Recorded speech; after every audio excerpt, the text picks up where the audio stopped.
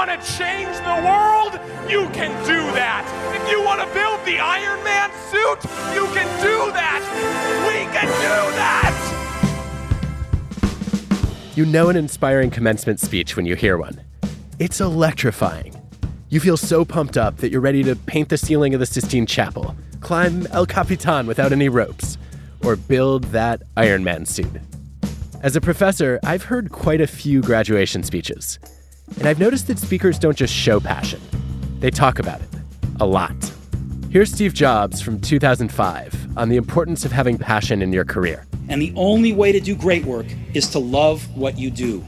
And Jodie Foster in 2006. And how lucky to find yourself with the option of filling your life with passions. John Legend in 2014. Pursue this life of love with passion. And Lin-Manuel Miranda in 2016, talking about what it's like to search for your career passion. The stories you are about to live are the ones you will be telling your children and grandchildren and therapists. They are the temp gigs and internships before you find your passion. But when a graduation speaker says, follow your passion, I find myself wondering, is it actually good advice? And is everyone using the same speechwriter? I can't answer that question, but I'm convinced that the answer to the first one is no. When it comes to your career, follow your passion can be a recipe for misery. I want you to have passion. You have to have a strategy.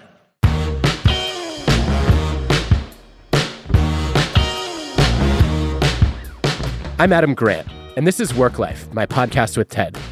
I'm an organizational psychologist. I study how to make work not suck. In this show, I'm inviting myself inside the minds of some truly unusual people, because they've mastered something I wish everyone knew about work. Today, career callings, and why following your passion could be some of the worst advice you ever get. Thanks to JP Morgan Chase for sponsoring this episode.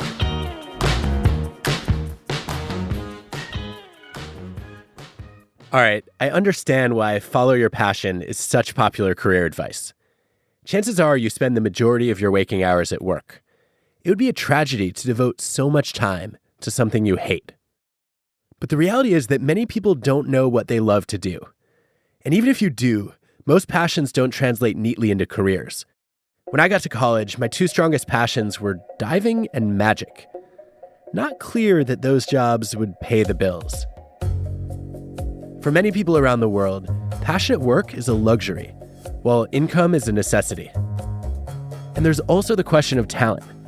Not everyone can be anything. Don't just take it from me.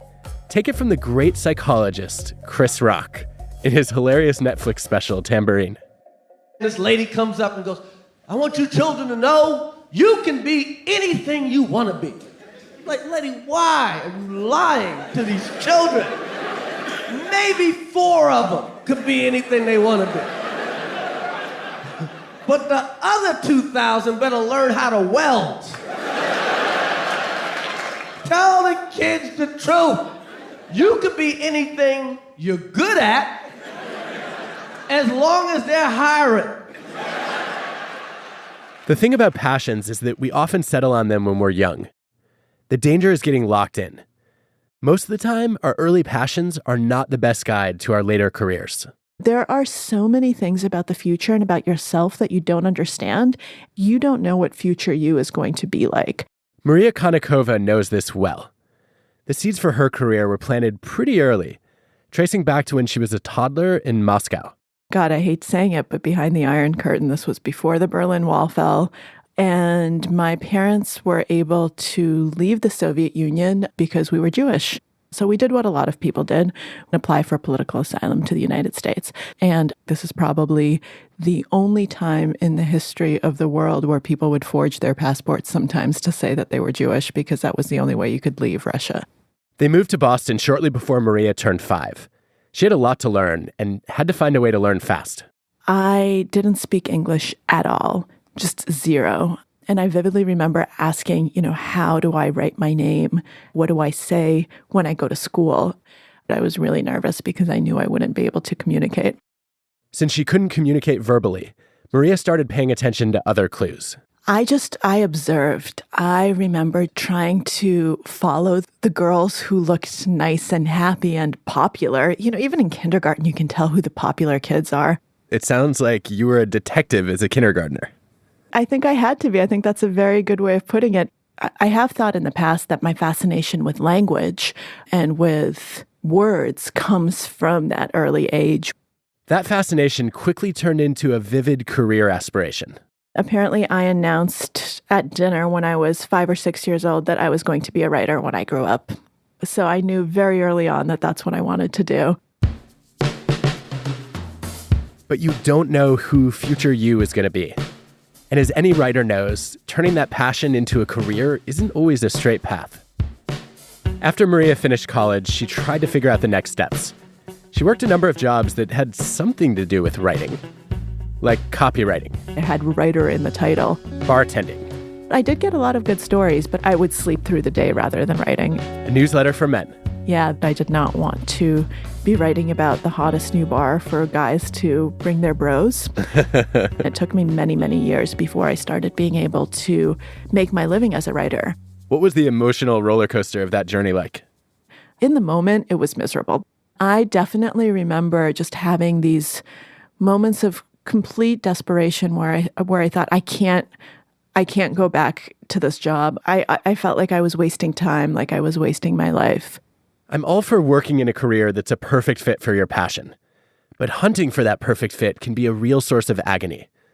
There's evidence that searching for a calling leaves college students feeling indecisive, uncomfortable, and confused. You might be one of the fortunate few to quickly find a career outlet for your passion.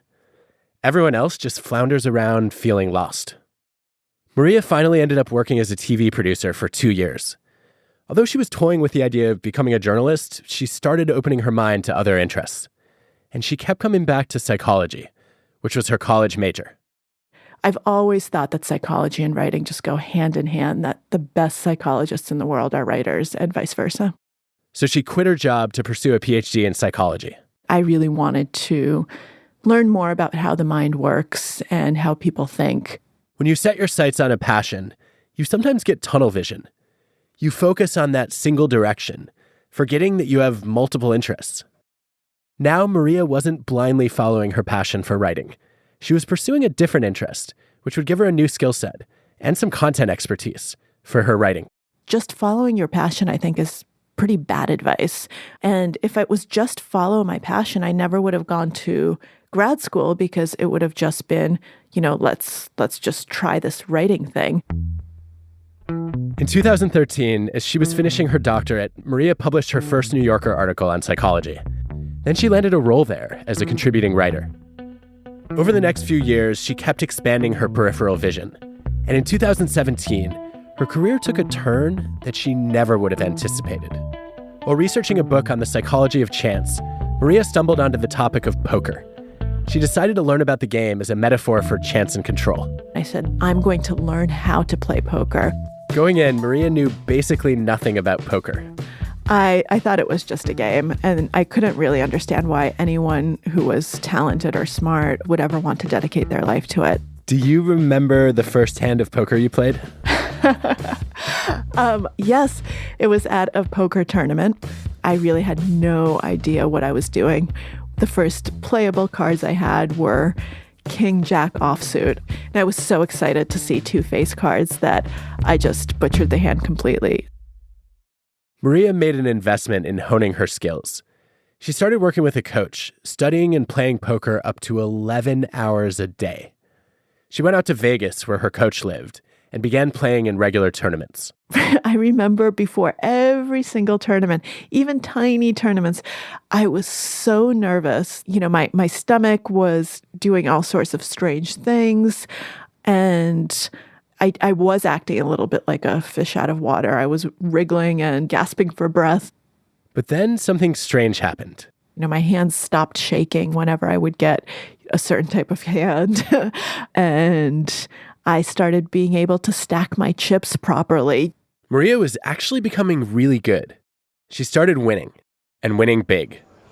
One day, she won a major international tournament, 125, beating more than 200 pros and earning thousands of dollars. Did you start poker from scratch a year ago? I did, and I'm really excited because I just won almost $85,000. I've been studying my ass off. I still remember the moment that I won. That was just a completely surreal thing. And that was a year after I started playing seriously.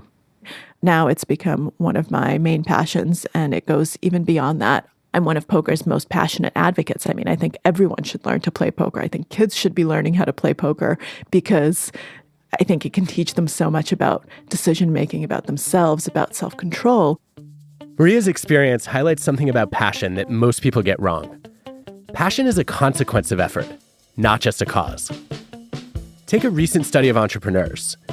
When they weren't excited about their startups but put time in anyway, they actually became more enthusiastic over the next week. Their passion grew as they made progress. Follow your bliss.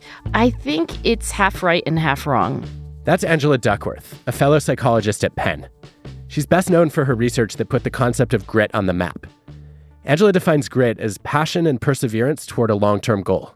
It's one thing to have a work ethic, but to have all of that without the guiding passion it's really awful. But she doesn't think follow your passion is good career advice.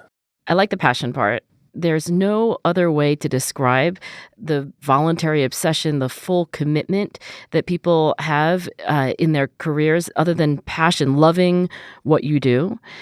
But I don't love the follow part. Sounds like it's out there and you just have to discover it. And if you don't feel like you have passion for your work, you missed it somehow, or you have to keep looking for it as if it were a whole thing and not something that gradually develops over time. And I think that's actually the better verb, that you should develop your passion, not follow it. Some of Angela's colleagues have recently gathered evidence for that. When people tried to follow their passion, they were less likely to consider other areas of interest where passion could develop, and less likely to anticipate difficulties.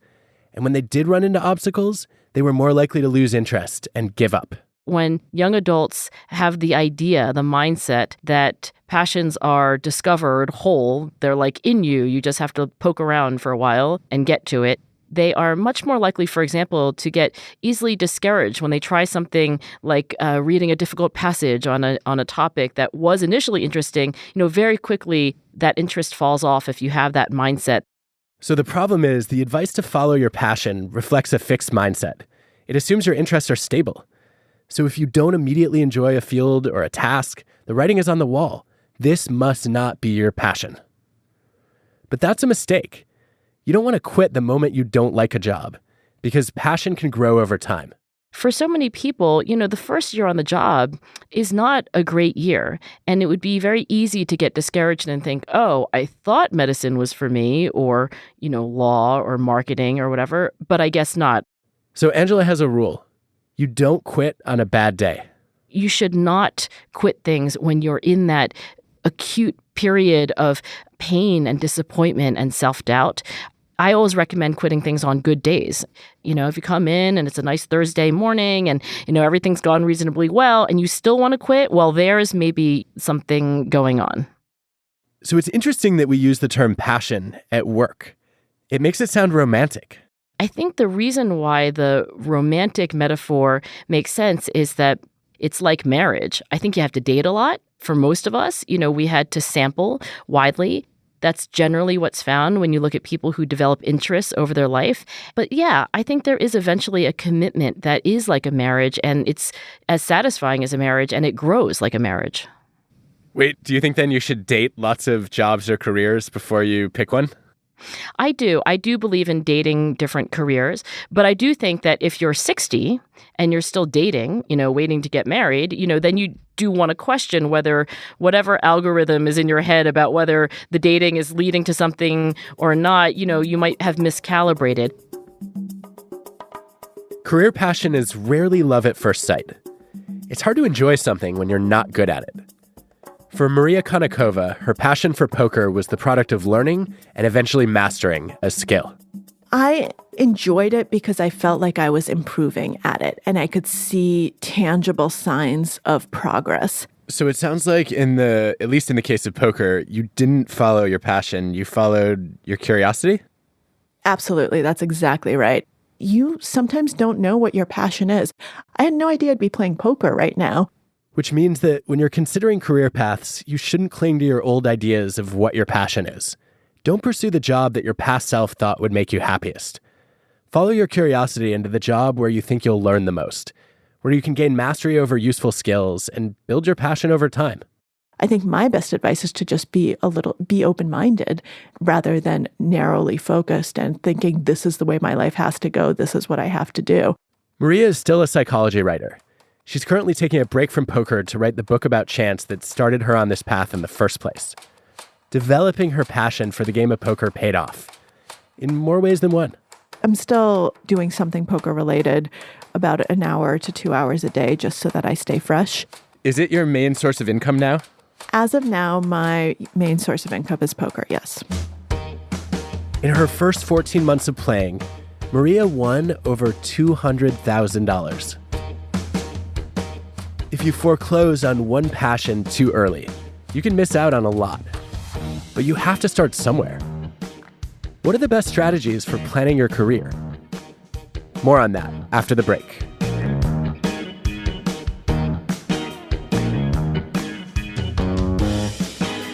Okay, this is going to be a different kind of ad. I've played a personal role in selecting the sponsors for this podcast, because they all have interesting cultures of their own. Today, we're going inside the workplace at JP Morgan Chase.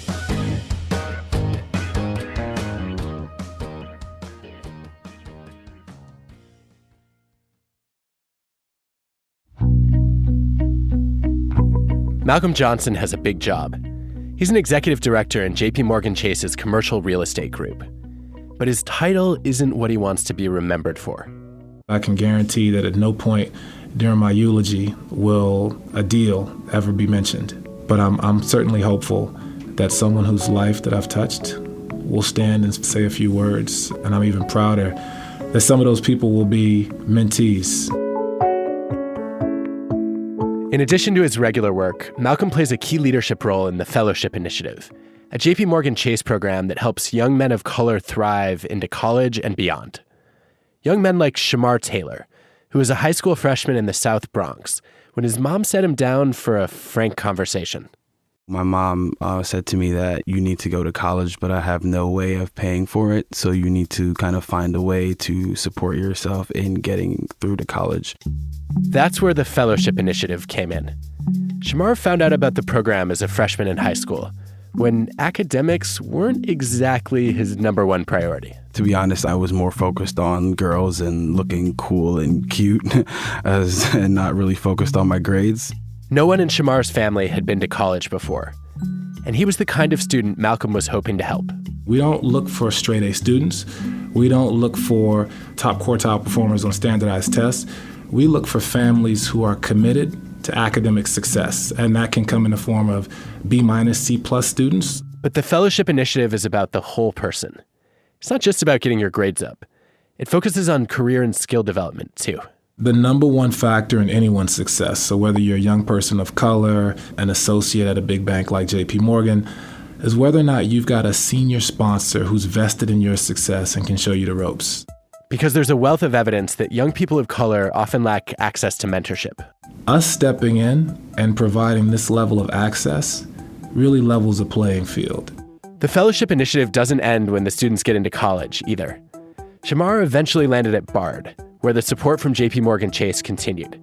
Research shows that first-generation college students tend to underperform academically, but it's possible to change that.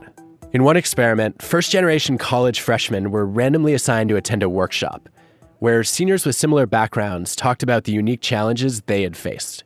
Attending that workshop led the freshmen to get 8% higher grades, which completely erased the achievement gap. Why? Hearing the seniors open up showed freshmen they weren't alone, and they didn't need to be embarrassed about going to office hours.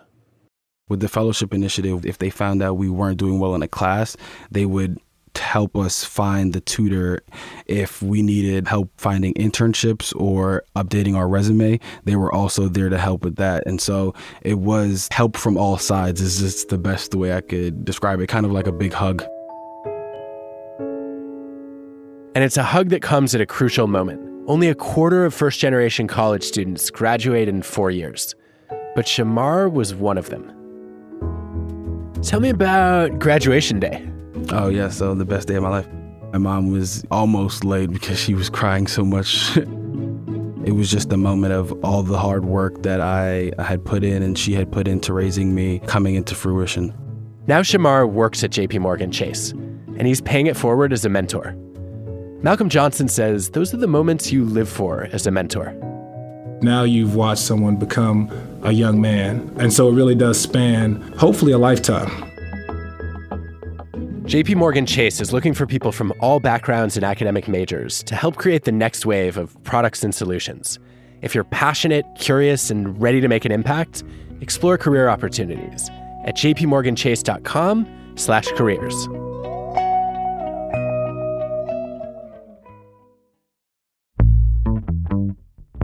In the fall of 2017, a junior in my class at Wharton stopped by office hours for career advice.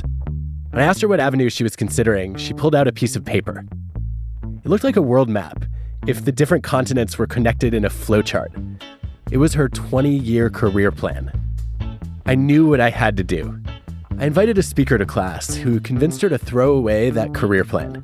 I'm a writer, a blogger, which is an awful word, but I write the blog Wait But Why. Tim Urban has over 500,000 subscribers. He told my students he was in the middle of writing a post about how to pick a career, which grew out of his reflections on his own winding career path. I came out of college and I was like, I'm gonna go write movie scores in LA. My grandmother vomited. She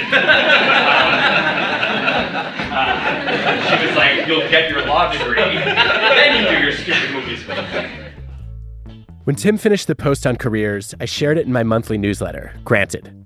It was the most popular link of the entire year, by a long shot. The post captured why career choice is so hard.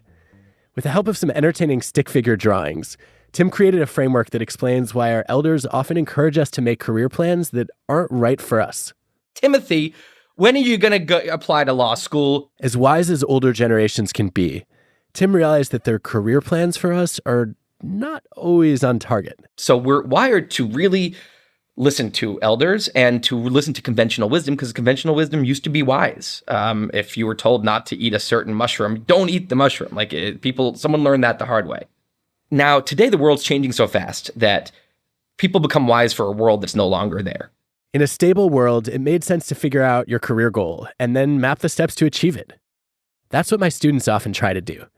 Experts call it the plan and implement strategy.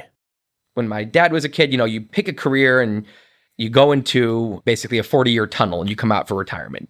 But today, careers are rarely that linear. You're not picking a tunnel anymore.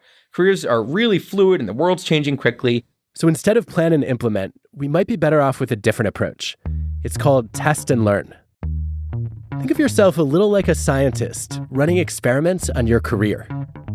You have a hypothesis that a job might be a good learning opportunity, and you're going to try it out to find out if you're right or wrong. One recent study looked at people who had career catapults that launched them onto the fast track to become CEOs or top executives in major companies. They didn't plan those moves in advance. They just kept their eyes open for interesting challenges. For some, it was taking a step sideways or even backward to build something from scratch. For others, it was inheriting a big mess and proving they could clean it up. And for many, it was taking a big leap outside their comfort zones.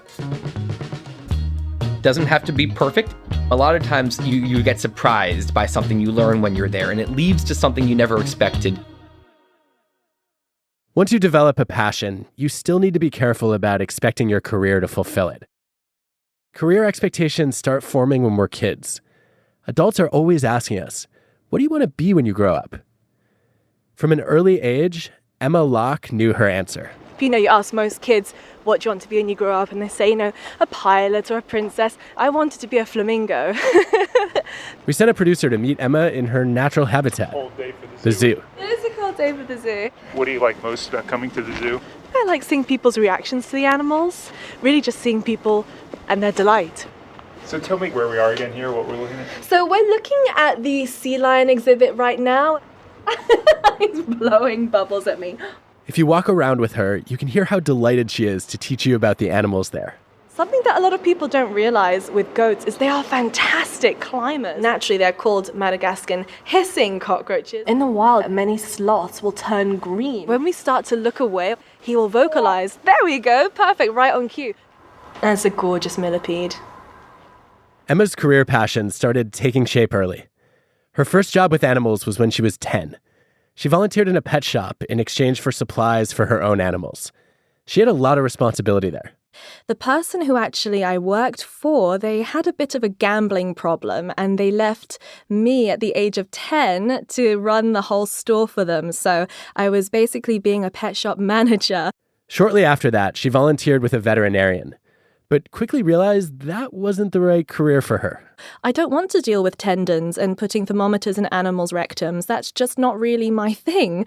Since she especially loved exotic animals, relatives and career counselors encouraged her to be a zookeeper. Every time I would be in a room with adults, it's always, oh, you'd absolutely make a wonderful zookeeper.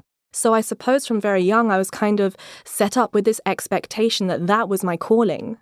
So when she was a teenager, Emma started implementing that plan. She applied to a job at a zoo in London with some romantic ideas of what it would be like. As a child, when you think of the word zookeeper, you imagine someone with, a wonderful set of keys on their belt, feeding the lions and, playing with the elephants. 2 long years later, she got the call. They wanted her to start as a temporary zookeeper on a track to becoming permanent. So naturally, I jumped at it. The pay was low, but she was excited to work with the 50 or so animals there. Finally, she had a job where she could be around animals all day, and she loved interacting with them. Hands down, my favorites were the donkeys. And one of the donkeys that I worked with would love to steal my keys whenever I was picking her hooves and run off with my keys. But jobs are collections of different tasks. And Emma discovered that her passions didn't extend to many of the tasks.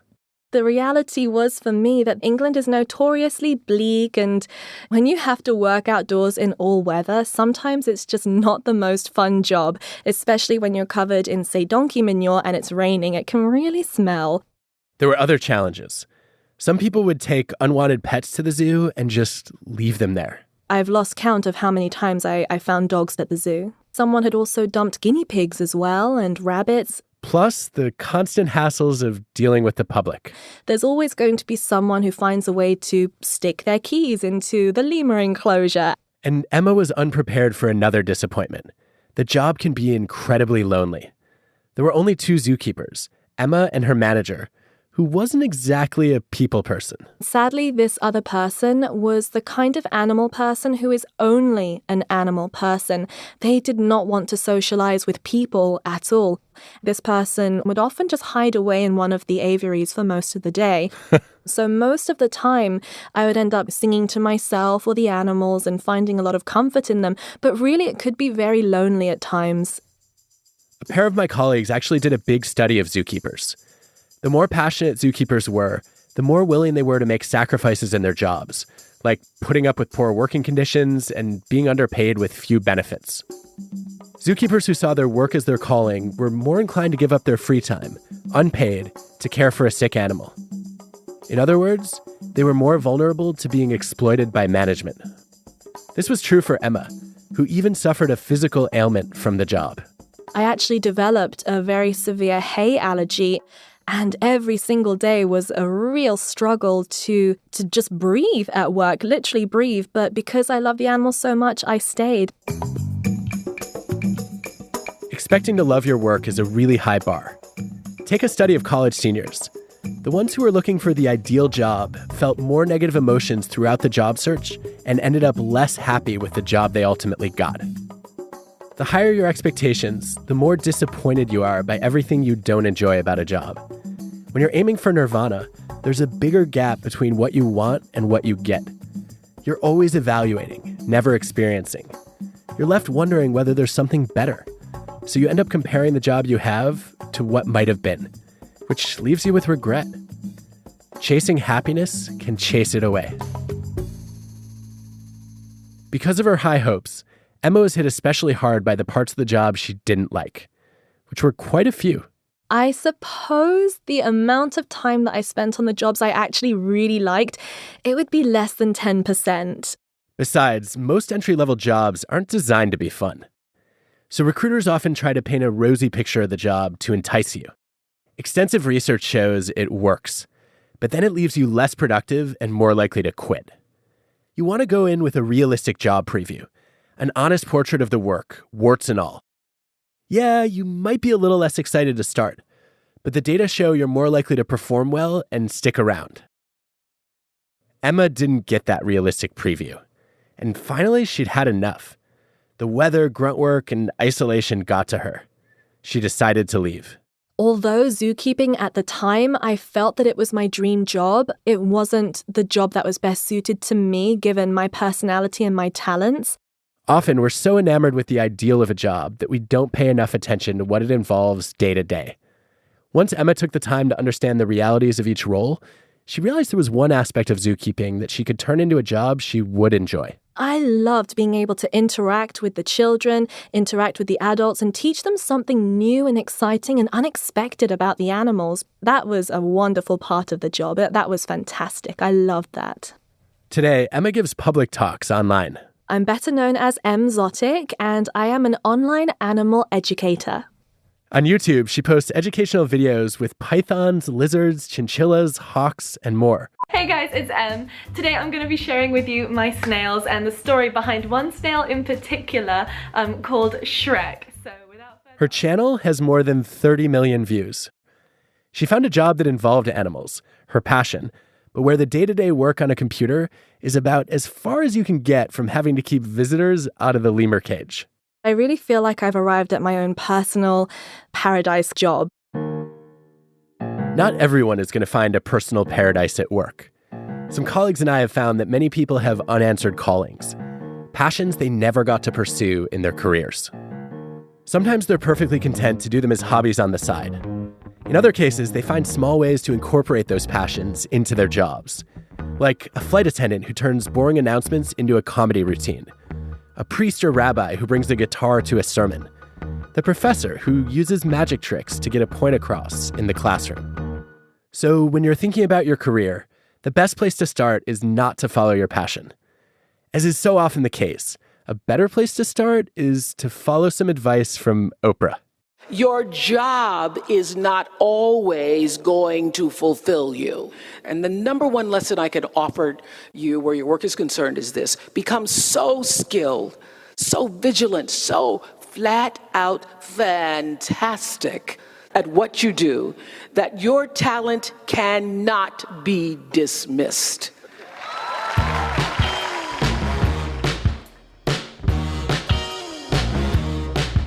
WorkLife is hosted by me, Adam Grant. The show is produced by TED with Transmitter Media. Our team includes Colin Helms, Greta Cohn, Dan O'Donnell, Grace Rubenstein, Michelle Quint, Angela Cheng, and Janet Lee. This episode was produced by Jessica Glazer. We had production help from Scott Gurian. Our show is mixed by Rick Kwan. Original music by Hansdale Sue and Allison Leighton Brown. Ad stories produced by Pineapple Street Media. Special thanks to our sponsors: JP Morgan Chase, Accenture, Bonobos, and Hilton.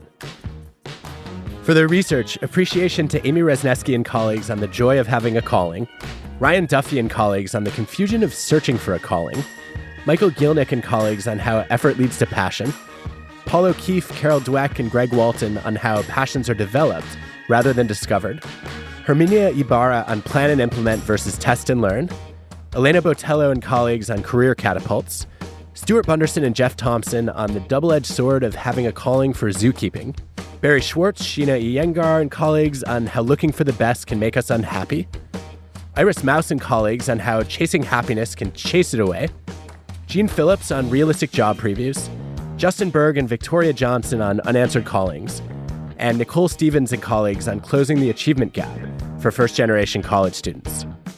Thanks to PokerStars for the audio of Maria Konakova's winning poker game. And gratitude to Road Trip Nation for their input, and Nick Selby for the Georgia Tech convocation speech about the Iron Man suit. Next time on WorkLife, building a workplace without any jerks, and dealing with the ones who sneak in. Am I an asshole by training? Yes, I am. Now we've got a beautiful rooster in front of us over here. What's your name? Oh, I must have insulted him in Rooster.